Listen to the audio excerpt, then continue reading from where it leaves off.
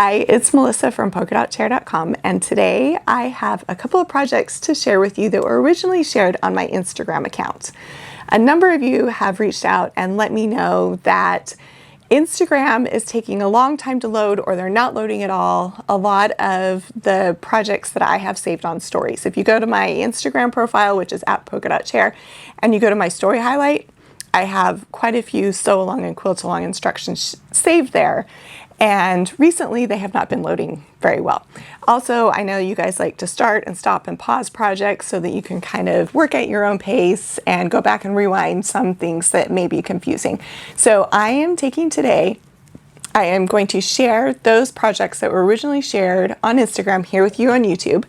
There's two projects. There's a drawstring bag and then there's a flat bottom zip bag project.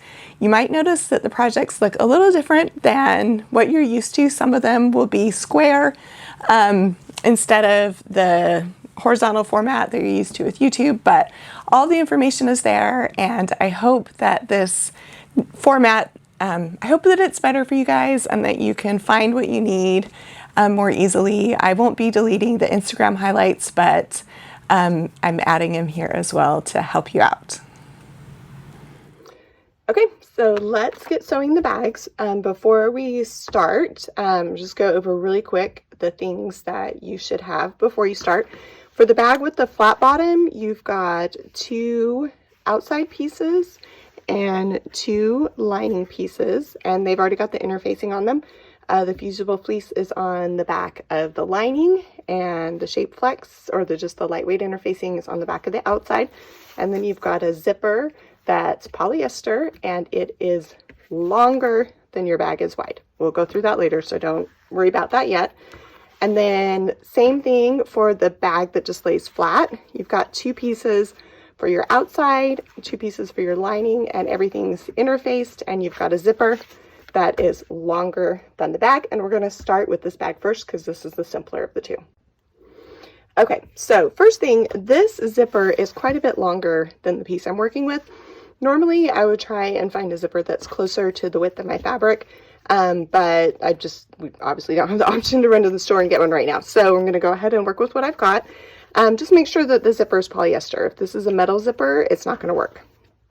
So what you want to do is you're going to take your zipper, and your zipper has a right and a wrong side. The right side is the side with the pull, and you are going to take it and you're going to pin the right side of the zipper to the right side of the bag outside piece. And I just go in and put a few pins in like so, and you're just going to make sure that the pull is on the outside of the bag, just like that. Then you're going to take one of your lining pieces with the interfacing, and you're going to pin the right side of this to the wrong side of the zipper. So I just line it up. You can add an extra pin, or you can take pins out. It's up to you. Usually I just move the pins that I've already got in there, but just do whatever's comfortable. And then what you're going to do is you're going to take this to your sewing machine and you're going to sew it with your zipper foot. Every sewing machine has a zipper foot that is unique to that sewing machine. So you're going to want the one that's unique for your sewing machine, and you're going to sew it right along the top of here.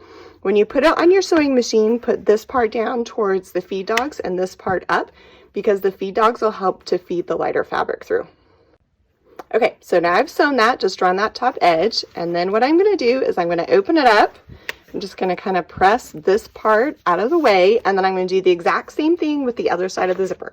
So I'm going to take my other bag outside piece, right side up, and then the right side of the zipper, and I'm going to pin that to the bag, and I'm going to make sure when I pin it this time that all of my pieces stay lined up right on top of each other.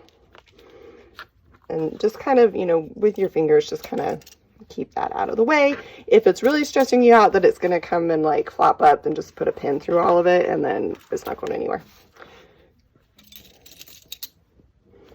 And then take the lining, same thing, you're going to take the lining, put the right side of the lining on the wrong side of the zipper, pin that, make sure everything's lined up, and then go ahead and sew it. Okay, so now what you're going to do is you're just going to take this piece and you are going to flip it like this. And you're going to take it to your iron and you're going to press it. This is a polyester zipper, but sometimes it still can get hot with the iron. So just make sure that the seams are really flat, and then you're going to press it really good, and then you're going to come in here and you're going to run a top stitch on your sewing machine, still with the zipper foot on, along the top side of both sides of the zipper. Okay, so I've got that pressed, I've got the zipper, I've got the top stitching. I'll try and bring that a little closer, see if you can kind of see that. So now what you're going to do is you are going to unzip the zipper about 3/4 of the way, like that. Don't forget this or you won't be able to turn your bag right side out. So then what you're going to do is you're going to take the right sides of the front and the right sides of the lining, and you are going to pin them together. And I'm going to go ahead and pin this, and then I'll come back in and show you a couple tips. Okay, mine's pinned. I want to show you a tip when you pin this. Okay, so you've got the zipper here like this. What you want to do is you want to pin it so that the zipper sits like this on top of each other, like that. Just make sure it's not twisted, and I like to point the teeth of the zipper towards the right side of the bag. And then what you're going to do is you're going to come in and you'll put a pin through this, and you'll put a pin right here just to kind of keep it like that. So I've got that pinned the same way on both sides.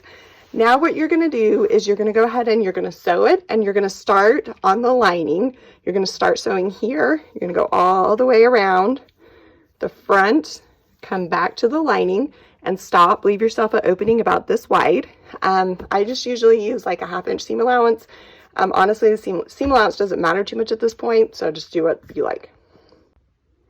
Okay, again, make sure you're using a polyester zipper. I just sewed over the top of the zipper. Do not do this with a metal zipper. You will break your needle and you could damage your machine. Okay, so I've already started doing this, but what you want to do on the lining that has all that extra fusible fleece is just come in with your little scissors and just trim that up. And then I like to come in and trim off the edges of my corners like that. And then what you're going to do is you're going to take your scissors, and I've never had a problem with this with scissors with polyester zipper, is you're just going to trim this off about yay far. And you're going to do that on both sides, making sure that that zipper pull is in the middle. You don't want to cut off the zipper pull, just like that. Okay, so now we're ready to turn it right side out. Okay, so let's turn it right side out. What you're going to do is you're going to start with this hole that you left. You're just going to stick your hand in there, and I usually like to go in and finish unzipping the zipper. And then you're just going to grab this, pull it right side out, like that. And then I usually like to use, this is called a Hera tool. I like to use a Hera tool to come in and make sure the corners are nice and poked out. Okay, so, and I usually run it like along the seam like this so that it gets it nice and flat right through there. I'm going to go ahead and keep messing with this, and then I'll come back on in a second. Okay, so I kind of use this to poke the corners out, and then all you're going to do is you're going to come in, you're going to push the lining in, and then I usually come in and push these corners up a little bit like that. And then it's going to take you a minute to come in and make sure that the lining is flat. I will tell you right now, a lot of the way that this bag looks at the end has to do with how well you press it afterwards and how well you pressed it while you were going. So there, you've got that. Now to finish this off, what you want to do is just, after you're sure everything's okay, you can finish it, pull it out, and then just kind of pull on it and fold it under and hand stitch it closed. Sometimes I'll even just zigzag it on the machine because you're not even going to notice it afterwards. Okay, so mine, I just sewed that on the machine. Like I said, you're not going to notice it. And so just come in and press it back in. Make sure all your layers are nice and flat, and then you can take it over to your machine, give it a nice steam, and you've got a cute little lined zippy bag. So now we're going to go ahead and we're going to move on to this one with the flat bottom. And I'm going to tell you right now, the first steps are exactly the same as this one, so I'm not going to repeat them. I'm just going to go ahead and pick up at the point where it's a different project. Okay, so we are going to pick up where we left off. When you did the other bag, remember you inserted the zipper and then you sewed around the perimeter. Well, the only thing different with this one is when you sew around the perimeter, you've got these little squares cut out of the bottom. So just don't sew through the squares. So you're still going to leave an opening in the lining. You're still going to sew down the sides and across the top, but you're not going to sew in the square. Okay, so that, everything like that, putting the zipper in, everything's the same as the other bag. So now what you're going to do is you're going to come into all the corners and you are just going to pinch the corner like that. I usually kind of line it up like that so that the seams kind of nest in with each other.